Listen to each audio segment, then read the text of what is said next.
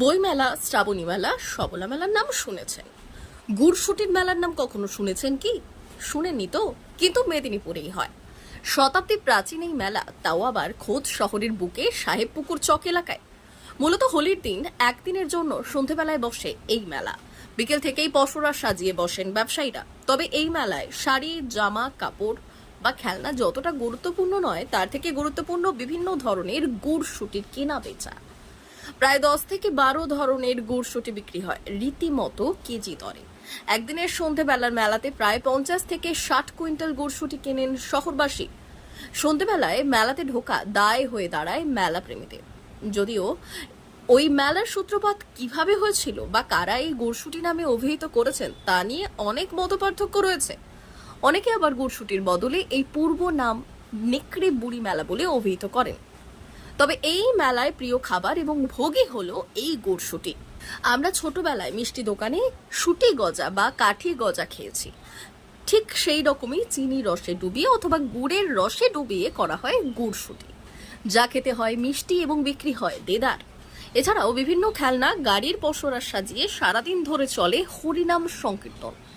যদিও এই বিষয়ে উদ্যোক্তা অরুণ সাউ বললেন, এই মেলার নাম নেংড়ি বুড়ির দোল, কিন্তু নাম পরিবর্তন হয়ে এখন গুড়শুটি মেলা বলেই চলছে।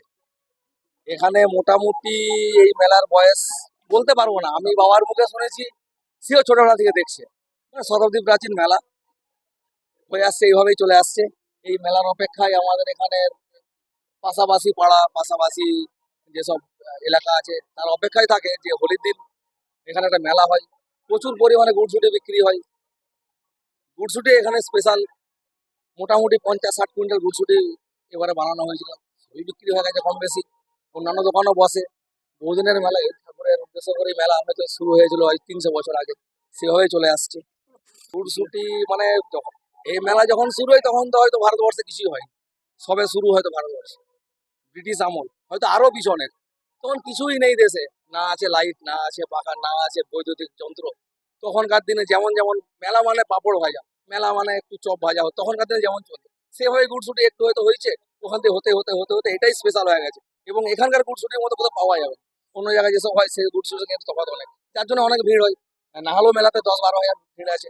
এখন এই মেলা হতে হতে এখন পার্কের মাঠে, সামনের মাঠে হরির নাম সংকীর্তন হচ্ছে, ওটাও হয়ে গেল বছর 15 হবে, 25 বছর হয়ে গেল ওই মেলা।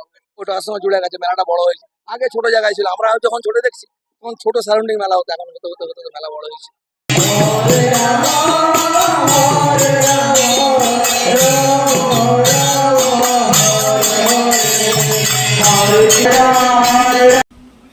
D news, Medinipur.